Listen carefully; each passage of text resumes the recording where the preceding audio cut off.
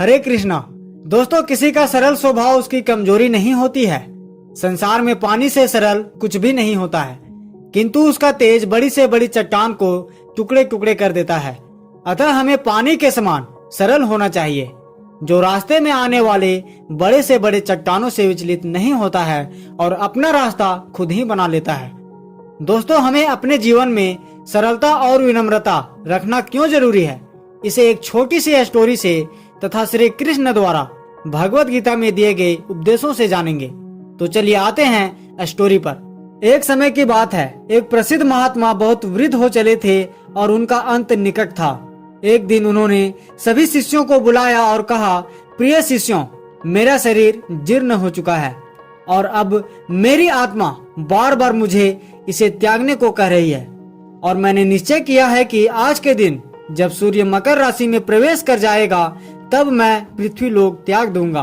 गुरु की वाणी सुनते ही शिष्य घबरा गए और शोक विलाप करने लगे, पर गुरु जी ने सबको शांत रहने और इस अटल सत्य को स्वीकारने के लिए कहा।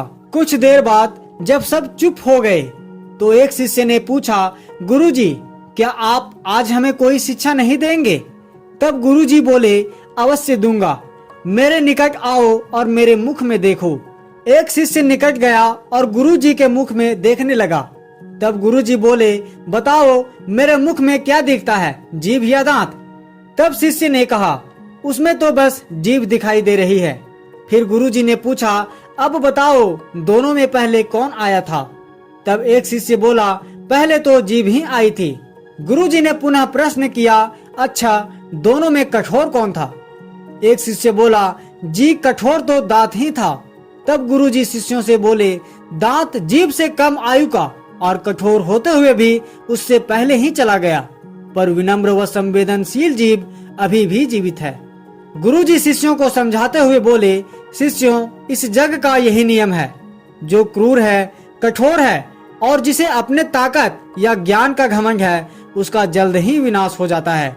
अतः तुम सब जीव की भांति सरल, विनम्र व प्रेम पूर्वक बनो और इस धारा को अपने सत्कर्मों से सींचो। यही मेरा आखिरी संदेश है। और इन्हीं शब्दों के साथ गुरुजी परलोक सिधार गए। दोस्तों, यदि हमारे भीतर सरल स्वभाव और विनम्रता है तो हम असंभव कार्य को भी संभव बना सकते हैं। हम सभी जानते हैं कि हनुमान जी कितने शक्तिशाली हैं, किंतु उनमें शक्तिशाली होने का कभी भी अहंकार नहीं आया।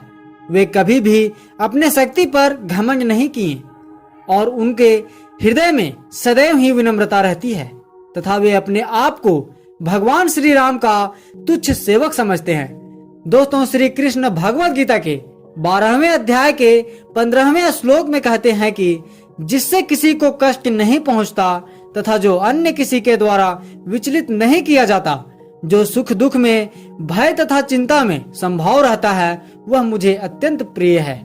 दोस्तों, महाकवि कबीर कहते हैं, ऐसी वाणी बोलिए मन का आपा खोए, औरन को शीतल करे आपहु शीतल होए। अर्थात हमें ऐसी मधुर वाणी बोलनी चाहिए जिससे दूसरों को शीतलता का अनुभव हो और साथ ही हमारा मन भी प्रसन्न हो उठे। दोस्तों, मधुर वाणी से समाज में एक दूसरे के प्रति प्रेम की भावना का संचार होता है, जबकि कटु वचनों से सामाजिक प्राणी एक दूसरे के प्रति विरोधी बन जाते हैं। दोस्तों, इस वीडियो के माध्यम से आप सभी से यही कहना चाहेंगे कि हमें हमेशा अपने जीवन में सरलता और विनम्रता रखने चाहिए। इस वीडियो को अपने मित्रों तथा संबंधियों के साथ अवश्य शेयर करें। साथ ही हमारे YouTube चैनल को सब्सक्राइब कर दें एवं वीडियो को लाइक कर हमारा उत्साह बढ़ाएं, ताकि ऐसे ही ढेर सारी प्रेरक कहानियां आपके लिए ला सकूं। धन्यवाद। हरे कृष्णा।